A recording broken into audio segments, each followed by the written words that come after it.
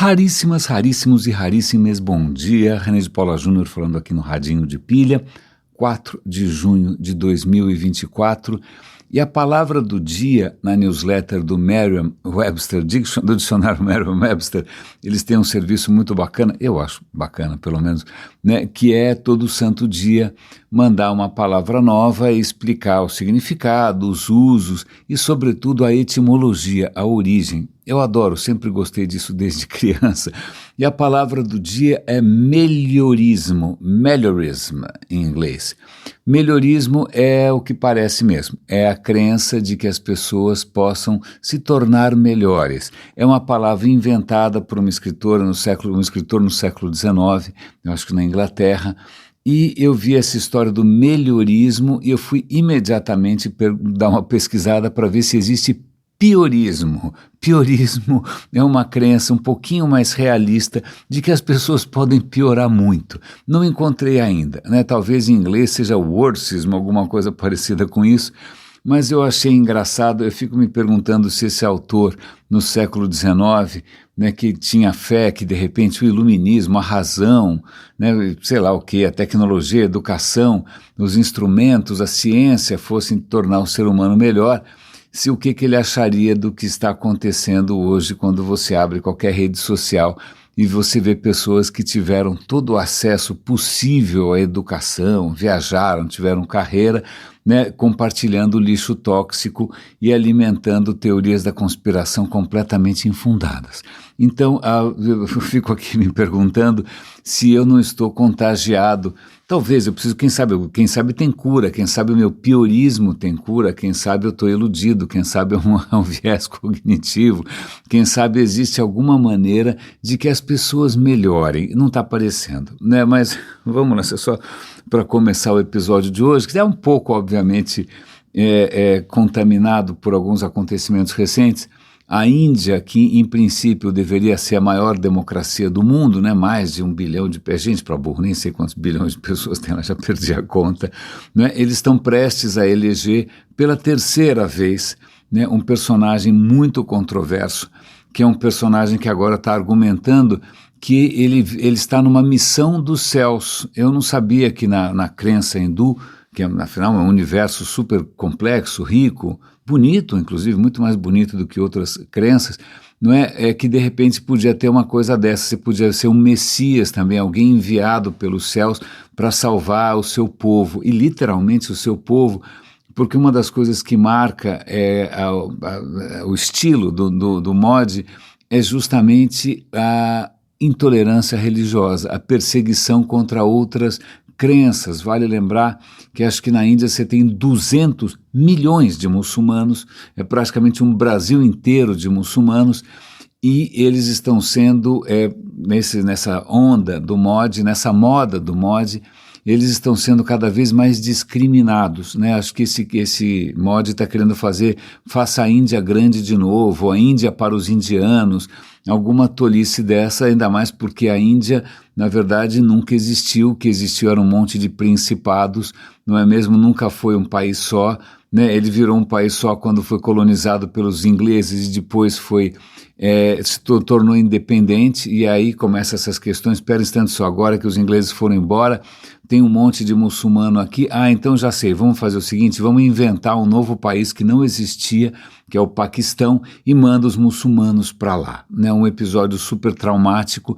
Então por isso que você tem um Paquistão muçulmano ao lado de uma Índia predominantemente hindu, não é? E aí isso me faz lembrar, acho que eu nem tinha comentado com vocês, eu estava ouvindo um episódio do The Rest is History, aquele podcast em inglês que eu adoro. Aliás, tem episódios novos que eu preciso ouvir, né? E eles estavam comentando sobre, onde que eles estavam? Acho que em Sarajevo, na Sérvia. Ok. Né? E eles estavam comentando sobre o declínio do Império Otomano, né? Aquela região toda fez parte do Império Otomano durante centenas de anos, a Grécia fez parte do Império Otomano, um monte de coisa fez parte do Império Otomano, né? O norte da África inteiro. E aí eles ficam se perguntando se uma série de conflitos que a gente tem hoje, nessas coisas de nacionalismo, de tentar expulsar os estrangeiros, de tentar criar um país homogêneo, isso não é um rescaldo ruim do fim dos impérios, porque quando você tinha os grandes impérios, fala aí, Império Persa, Império Otomano, Império Romano, você tem mistureba, né? Sarajevo, por exemplo, eu não conheço, mas eles mostraram ali algumas fotos, é uma cidade que tem um núcleo duro ali, basicamente muçulmano, e aí em volta disso tem prédios da época do Império Austro-Húngaro, prédios meio barrocos, claro, o Império Austro-Húngaro era católico, e em volta disso você tem construções de concreto brutalistas da época comunista, né, que pegou aquela região ali quando aquilo era Iugoslávia. Né? Então, na época dos impérios, mistura tudo, tem um pouco de tudo, você não tem essas questões de fronteira, divisa. Lembra, o Império Romano era um império onde você podia ser de qualquer etnia, de qualquer cor, e você podia se tornar um romano. A partir de um certo ponto, né, em Roma, todos eram cidadãos romanos, não importa de onde você veio. Não é? Mas aí o que acontece quando os impérios caem e vem essa falácia, essa absoluta tolice de identidades nacionais, aí começam esses conflitos sem fim. Ninguém está aqui, e acho que nem mesmo o cara do The Rest is History, advogando pela volta de impérios. Não, ninguém quer que a volta de algum império soviético, não. Mas na hora em que você introduz essa ideia, essa narrativa, né, de que existe uma identidade nacional, de que existe uma identidade religiosa, e que se você quiser ser uma nação ou um país, né, um estado realmente que mereça o próprio nome, você tem que expulsar todo mundo que é diferente. Eu não preciso dizer que isso normalmente é um processo que não só não tem fim, como não termina bem. Não é porque é uma ilusão, e isso só gera dissenso. É engraçado, nem não tão engraçado assim, né, que a gente está falando de melhorismo e piorismo. Eu cresci numa cidade, São Paulo, em que sempre foi caótica, sempre teve gente de todos os lugares possíveis, sempre teve todos os sotaques possíveis. É lógico, tinha preconceito contra imigrantes daqui ou de lá, sempre, ok, teve, ninguém é perfeito, mas é uma cidade que sempre foi plural. Né, é uma cidade cuja força, inclusive, talvez venha disso. Né? Você vem, não sei de onde, quer fazer carreira, quer fazer sucesso aqui, bem-vindo. Né? Grandes nomes, grandes fortunas aqui de São Paulo, talentos artísticos vieram de fora, não são necessariamente daqui, não são sangue puro, né? Puro sangue azul, não, sempre foi uma cidade de misturas, ao contrário de outras regiões do Brasil, que ainda podem ter aí um ranço aristocrático de identidade. Não, você não nasceu aqui, você não é da gema, você não é da ilha, né, ou qualquer coisa dessas. Mas quando a gente percebe que de repente isso pode estar sendo perdido por separações e separatismos e preconceitos religiosos e, bom, em suma, só estou fazendo aqui uma grande digressão em prol da diversidade e contra essas maluquices que só vão levar à tristeza, à pobreza, né, que é a história do purismo. E eu acho que eu vou pegar esse gancho para recomendar para vocês um documentário absolutamente extraordinário, profundamente emocionante e que me pegou um pouco de surpresa, me pegou um pouco de calça curta, porque bom, vamos lá, eu acho que esse documentário está no YouTube, mas ele é pago, tá? Você tem que alugar. O YouTube tem YouTube Movies, mas é baratinho, sei lá quanto é que é, 14, eu não sei, mas não é grátis, tá? Mas é um documentário sobre Ennio Morricone. Ennio Morricone é um compositor italiano que fez mais de 500 trilhas de filme de cinema. 500 trilhas de filme de cinema. Em princípio, eu não teria me interessado, porque eu nunca, toda vez que eu pensava em Ennio Morricone, eu pensava em algumas coisas, sei lá, emotivas demais, né? Lembrava de alguns filmes talvez um pouco datados, um pouco desinteressados, e também eu tenho que confessar, eu não sou uma figura musical, a minha sensibilidade musical é baixa. Né, eu ouço sempre as mesmas coisas e não tenho nenhum refino, eu não vou a óperas, eu não sei qual é a sinfonia do Schubert, não, eu infelizmente não faz parte da minha sensibilidade. Eu acho que eu sou uma figura muito mais de texto e de imagens. Eu sou capaz de assistir num avião um filme sem áudio, só para ver as imagens, só para ver a montagem, só para ver a direção, né, e eu sempre, vale lembrar, antes de trabalhar com internet, eu trabalhei uma época em televisão e vídeo, né? Então trabalhei muito com edição, com produção, mas tinha uma tarefa ou uma disciplina ali que para mim era completamente impenetrável, que era a questão de sonoplastia. Eu não sei colocar trilhas. Vocês estão vendo, o radinho não tem vinheta, o radinho não tem música, o radinho não tem nada, uma abertura, porque eu não sei fazer isso. Toda vez que eu tenho que colocar música ou trilha em alguma coisa, eu fico apavorado, porque eu não sei nem por onde eu começo. Então, bom, isto posto, né, colocado aqui essas minhas limitações, defeitos de fábrica, né, mas fica aqui o meu respeito e minha admiração profunda por quem nasceu com esse talento, né, eu lembro quando era criança, eu lembro que acho que, sei lá, o Roberto Carlos lançou um disco novo, e eu juro, eu fiquei pensando, como é que ele inventou uma música nova?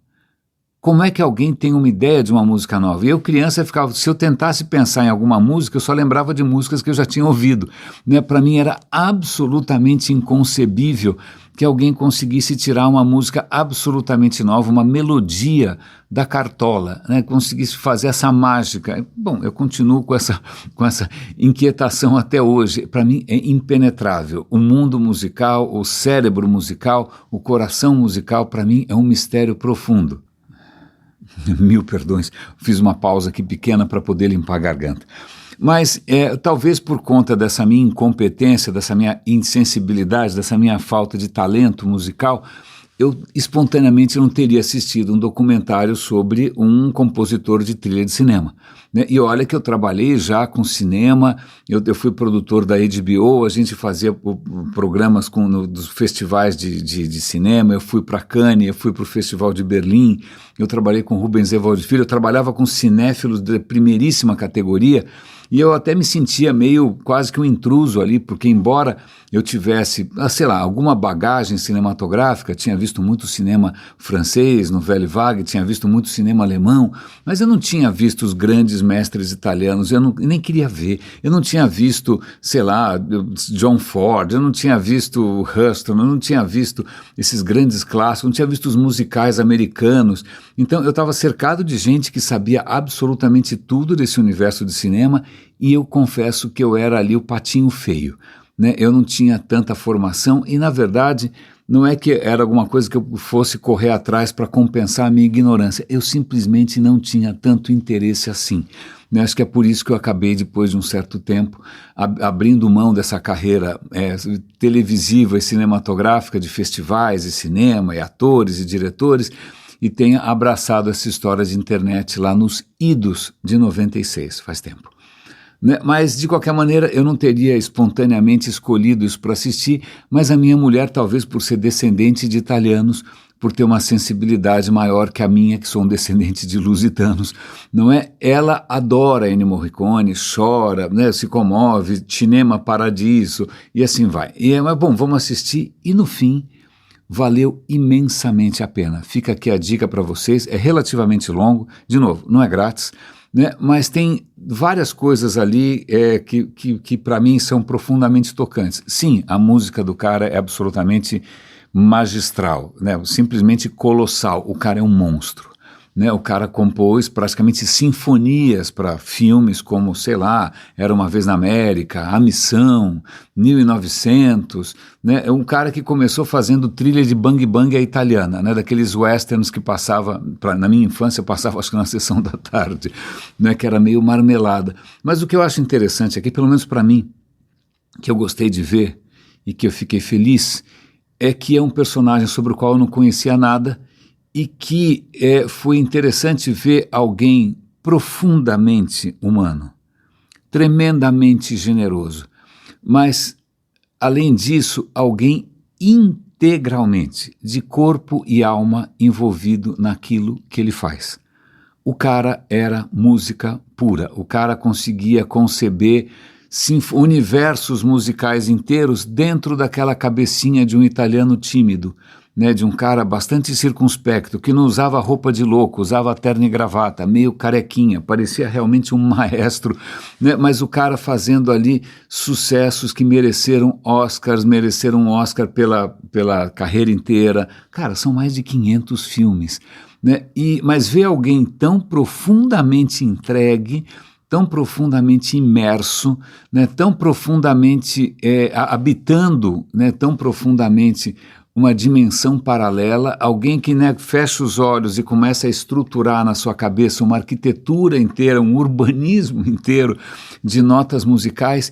Isso foi, nossa, um bálsamo, né? Foi muito interessante pelo menos para mim, é muito emocionante ver alguém com um talento desse tamanho e com tamanha devoção, com tamanha entrega, com tamanha honestidade intelectual e artística.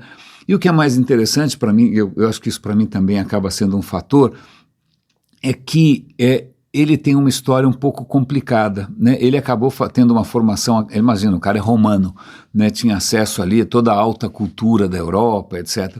Ele acaba fazendo uma faculdade de música, imenso prestígio, engasguei aqui com a palavra, né? É de primeiríssima linha, tem aula com monstros da música italiana, compositores, etc. e tal, mas ele tem pés de barro, por assim dizer. Ele era até um pouco discriminado pelos colegas, porque imagina, quem vai fazer uma faculdade de música provavelmente é muito bem nascido, de grandes famílias, né? Nasceu com berço. Ele não nasceu com berço nenhum. O pai dele era um músico profissional, era trompetista, tocava para pagar a comida, né? Pagar o leite das crianças, ele tocava trompete em tudo quanto é tipo de evento, e aí quando o filho começa, né, a ficar um pouco maiorzinho, o filho queria estudar medicina, aí falou, não, o Ennio vai estudar trompete como o papai. O moleque vai estudar trompete, o talento dele não se revela de imediato, ele é um trompetista medíocre, né, mas ele insiste e daí para frente o resto é história. Né, o que é interessante é que a partir de um certo ponto o pai começa a levar o menino para trabalhar com ele, para tocar trompete com ele na noite, para tocar em espetáculos, para tocar em parada militar, seja o que for. E ele começa a ter que se envolver tanto com isso que quando o pai morre cedo, né, o pai fica, o pai não morre, o pai fica meio doente e tal, ele começa a ter que meio substituir o pai para compensar a renda, e ele vai dormir, imagina, passar praticamente a noite em claro, tocando na noite, tocando em espetáculos, tocando em cinema mudo, tocando em tudo quanto é canto para pagar as contas da família, né, e aí ele tem que acordar cedíssimo para ir para a escola estudar música. Então, acho que ao contrário dos colegas dele, que são bem nascidos, imagina, que a vida inteira nasceram ouvindo ópera, etc e tal, né, com uma família bacanuda, devia ter um piano de cauda em casa, aquelas coisas legais. Ele era um operário da música. E acho que desde a infância, eu acho que ele ele respirou essa questão da música como entretenimento. Eu acho que ele, devagarinho, né, ali na medida que ele foi amadurecendo, ele foi percebendo o que fazia sucesso, o que emocionava, o que era entretenimento, o que não era, de uma maneira muito intuitiva, mesmo com música popular. E a hora que ele vai ter aula com os grandes mestres e com os grandes compositores, ele acaba incorporando, óbvio, né, toda essa sofisticação, essa erudição da música clássica, né, mas acho que ele continua com um coração popular. E quando ele começa a trabalhar para o cinema, fazer trilha para filme de Bang Bang, filme de faroeste com Clint Eastwood, né, umas coisas que não eram necessariamente alta cultura, os colegas torciam o nariz, porque ele estava se prostituindo, porque um verdadeiro músico não tem que se prostituir por dinheiro, ele não tem que fazer coisas comerciais, ele tem que fazer coisas artísticas. Então veja, você já ouviu falar de algum colega do Ennio Morricone? Não. Do professor dele? Não. Mas o Ennio Morricone é um monstro, é um gênio, porque ele simplesmente criou, né, um universo inteiro da música cinematográfica, que é praticamente uma obra à parte, né, é uma obra que complementa, não é só uma trilhazinha, bota lá um disquinho, que é o que eu sei fazer, né? Não, o cara conceber do zero, da cabeça dele, né, com uma folha de papel em branco, ele começar a imaginar um partido, uma linha, né, algum motivo, e construir universos inteiros sonoros que vai tornar o filme muito mais vivo, muito mais intenso, muito mais emocionante. Você não consegue mais separar o filme da trilha, né? Quando você assiste um filme que a trilha do Ennio Morricone, a trilha é tão importante quanto o roteiro, quanto a fotografia, quanto tudo, né? E eu acho extremamente interessante, de novo, não é a minha praia, eu não necessariamente gosto, né, porque para mim é um pouco intenso demais, não é uma coisa assim, quando você percebe a sofisticação, quando você percebe a dedicação de uma vida inteira, e quando você percebe que isso, que aí para mim sim é um artista de verdade, que não é um cara que vai posar de gênio, que vai posar de excêntrico, que vai posar de bacana, que vai ficar fazendo marketing pessoal, que vai botar roupa esquisita, que vai botar roupa de calça de vaca, conheço vários, né? Não, é aquele cara que se eu olhar na rua você jamais saberia que ele é ele, porque ele está preocupado com outra coisa, ele está imerso em outra coisa, e está imerso numa profundidade absolutamente inatingível. E aí você vê outros monstros da música, sei lá, Quincy Jones, um monte de outros músicos, diretores de cinema, cara, pagando pau, realmente tirando o chapéu por uma criatura que reinventou, né, o que é o cinema, reinventou o século XX, né? Então, para mim, valeu muito a pena assistir.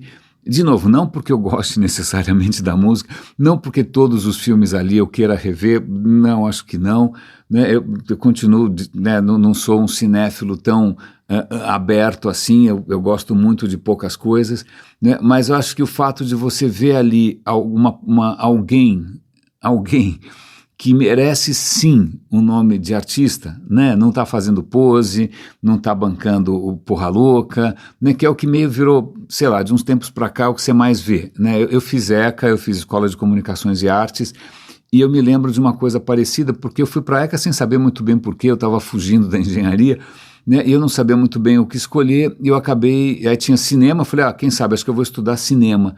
Mas aí eu achei o pessoal muito metido, o pessoal com aquela postura, não, se cinema não pode ser cinema comercial, imagina, você é um vendido, se você faz cinema comercial, você é um prostituto, um puto, você tem que fazer cinema de arte, que ninguém entende, né, que você tem que fazer aquelas peças do Gerald Thomas, que eu espero que você não saiba quem é.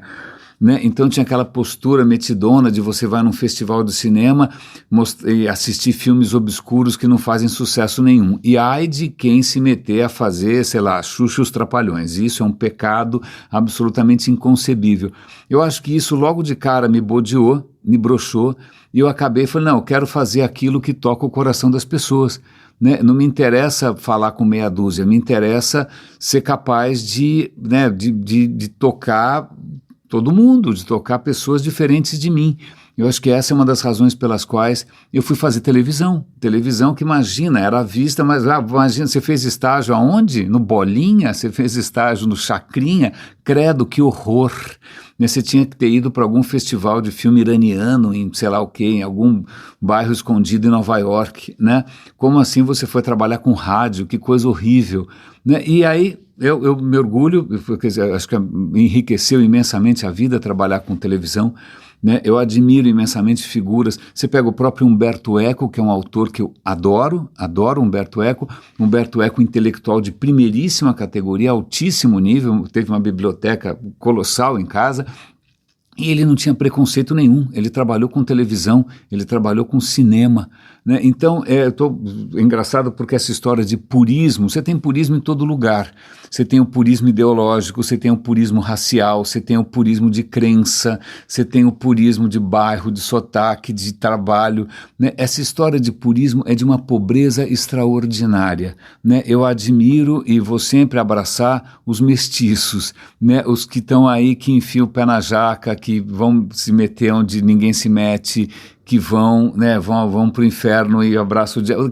Cara, na boa, é gente que tem muito mais história para contar, é gente que tem muito mais o que trazer em termos de bagagem. Então, fica aqui esse meu, de novo usando a palavra da Dilma, o meu repúdio, né, pelo purismo acadêmico, por esse pessoal que vive torcendo o nariz para quem imagina, está fazendo coisas que são conspurcadas, que são manchadas, né, pelo mercado, onde já se viu trabalhar com o mercado. Aliás, eu estou lembrando até quando eu fiz não sei se eu comentei com vocês, acho que em 2015 a internet pública brasileira fez 20 anos, e eu resolvi, ninguém estava fazendo nada a respeito, eu não vi nenhuma comemoração porque o mercado estava uma porcaria. Eu falei, quer saber, eu vou atrás de pessoas que eu trabalhei junto, né, que foram pioneiras. Não fui atrás de todos os pioneiros, porque eu não sou um jornalista, eu não sou um documentarista, eu simplesmente fui conversar com velhos amigos, né? E eu fiz um projeto, chamado Guia dos Perplexos. Aliás, eu tomei um susto essa semana, eu tive um problema no GoDaddy para conseguir entrar, me logar e renovar o cartão, e o domínio Guia dos Perplexos saiu fora do ar por um tempo e fiquei branco, porque é um dos meus projetos preferidos, né? Porque eu conversei com 30 e tantos velhos amigos, todos eles putas velhas, né, veteranos de guerra do digital, cada um agora fazendo uma coisa diferente, porque o digital mudou muito. Então fica aqui o convite, caso você queira ouvir alguns velhinhos ali, lembrando dessa aventura que, sei lá, deu no que deu, né? Naquela época eu era um melhorista, eu acho que muitos de nós éramos melhoristas, achávamos que a gente ia melhorar a humanidade, a gente não tinha ideia que isso ia botar simplesmente todas as sociedades de cabeça para baixo, né? Então fica aqui o convite para vocês conhecerem o Guia dos Perplexos.tv. Eu vou dar o link, como sempre o link está aqui na descrição do episódio, está também no canal nosso no Telegram, no canal no WhatsApp, também está no radinhodepilha.com. Felizmente o site está de novo no ar. Eu até pensei em fazer uma segunda temporada, mas eu não sei se eu tenho mais a mesma disposição e o mesmo melhorismo. Eu acho que eu estou um pouco desanimado. Mas eu lembrei do Guia dos Perplexos porque eu lembro de uma das entrevistadas, das conversas ali, era alguém que estava no meio do caminho, né, que na academia ela era vista com preconceito porque ela era do mercado, e no mercado ela era vista com preconceito porque ela era da academia. Então eu acho que eu me identifico bastante com isso, porque acho que muitas vezes eu também fiquei nesse meio do caminho, né, um pouco velho para trabalhar na Folha, muito novo para trabalhar no Estado, né, um pouco talvez bonzinho, sei lá. Então essa foi desculpa usar vocês como divã, como ombro, mas acho que pelo menos fica essa dica aqui de vocês darem uma olhada nesse filme, nesse documentário absolutamente maravilhoso. Mas a gente tem outras histórias para contar aqui. Vamos falar um pouco de ciência. Tem uma questão muito interessante aqui, eu acho pelo menos muito interessante, que diz respeito a clima. Veja que interessante. Clima. Como é que chama? Vou ter que olhar. Hunga Hapai, vou repetir, Hunga Hapai, que para os íntimos é chamado de Hunga Tonga. Ele pode ter mudado, não é uma divindade, não é um espírito maligno, não é nenhum candidato populista em algum lugar que você nunca ouviu falar. Hunga Hapai é um vulcão. Aliás, é um vulcão que não havia antes, né? Pelo menos a gente não conhecia, né? Porque ele era um vulcão submarino. Ele estava ali quietinho embaixo do mar, certo? No Oceano Pacífico, perto de Tonga, certo? Quietinho embaixo d'água, e em 2022 o maluco entrou em erupção. Eu não lembro se a gente comentou isso na época, sei lá.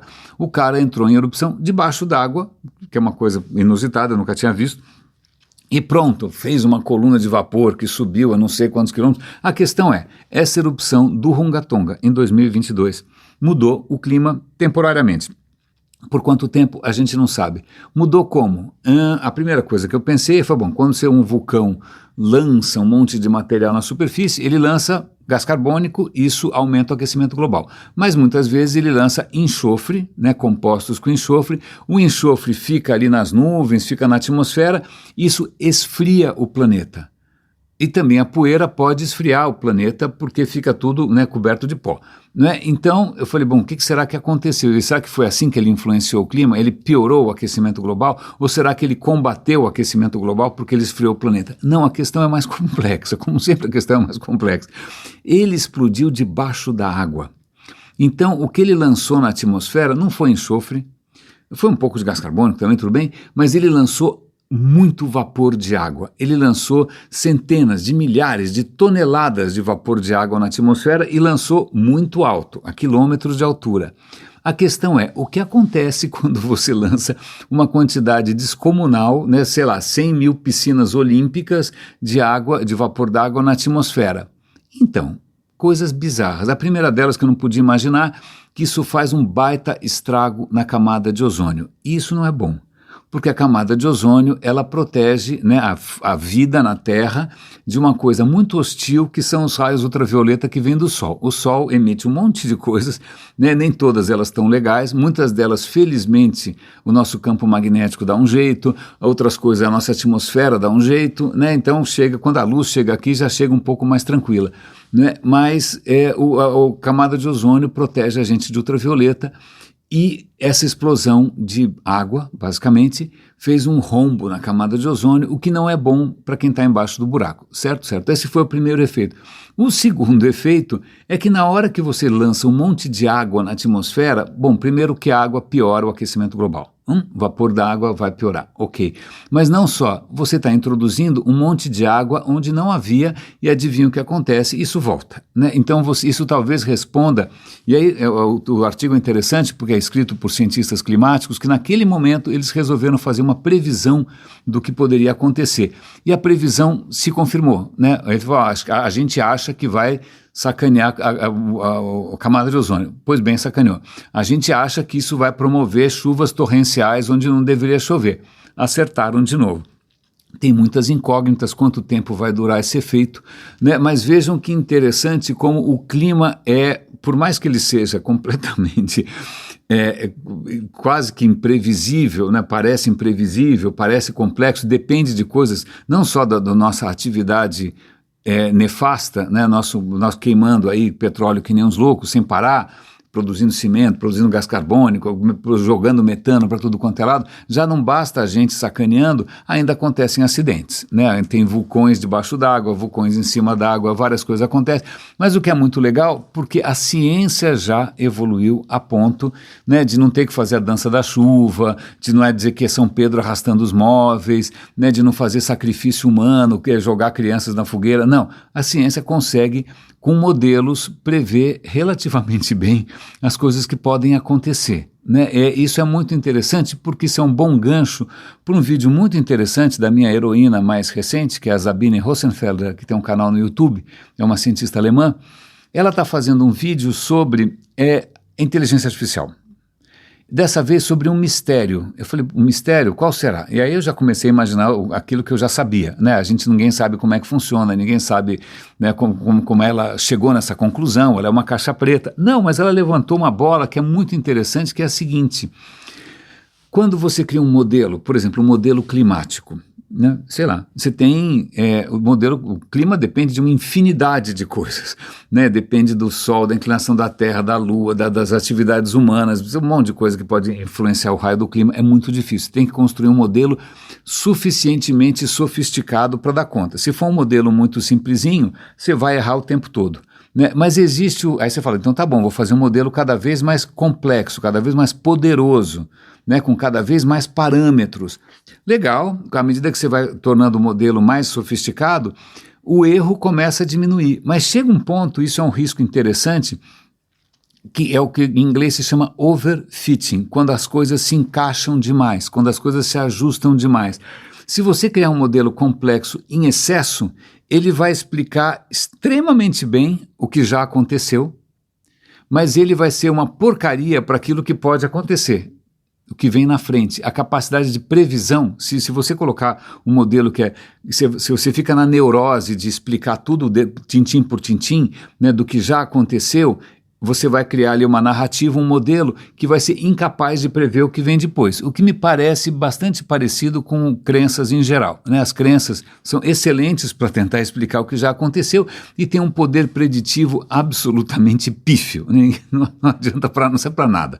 Né? Mas então, em ciência você tem que achar um equilíbrio. Se você fizer um modelo complicado demais, ele pode ser tão preciso, tão justo, que ele não se adequa a qualquer novidade. É mais ou menos, se você pensar, acho que é no exemplo mais cotidiano, você faz um planejamento, né, na sua empresa, né, uma estratégia. Aí você faz uma estratégia que é tão detalhada, tão planejada nos últimos detalhes, né, que se o mercado mudar um pouquinho, você dançou. Porque ela foi feita, ela está ajustada demais a uma circunstância que é temporária. Né? Então você se programou demais para um mundo que está mudando. Né? A coisa tem que ter uma certa flexibilidade, o modelo tem que ser capaz de prever o que vem depois. né? Não só explicar o que já passou. O que ela está contando, então vamos lá. Então, na cabeça de todo mundo, né, os cientistas já sabiam que, sei lá, a hora que você pega lá uma rede neural, né, é uma caixa preta, essas inteligências artificiais, aí você joga lá um montão de informação e deixa o cara se organizar sozinho, é assim que funciona? O cara se organiza sozinho, o que você imagina? Bom, ele vai se organizar sozinho e vai, né, se ele não for muito complexo, se ele não tiver muitos parâmetros, ele vai prever mais ou menos, né? Ele vai se ajustar mais ou menos, vai ter muito erro, né? Mas aí o que o pessoal já sabia? Que se você colocar parâmetros a mais, você for sofisticando, você for turbinando o modelo, o erro vai diminuir, mas vai chegar uma hora que o erro vai aumentar de novo, né? É isso que deveria acontecer. Quando você coloca parâmetros demais, né, o erro vai começar a aumentar de novo. E, curiosamente, não é isso que está acontecendo. Esses modelos agora têm centenas de bilhões de parâmetros, tem trilhão de parâmetros, é uma coisa absolutamente descomunal. Isso deveria estar gerando esse efeito, pronto, agora ele ajustou demais, ele explica, é que nem um mentiroso, né? Um mentiroso explica perfeitamente o que já passou, aí quando vem alguma evidência nova o cara se embaralha, né? É só pensar nos Bolsonaros, nos assassinos da Marielle, né? Toda vez que vem uma evidência nova, a narrativa do cara, nossa, explicava tudo menos aquilo, puta que pariu, agora não explica mais nada.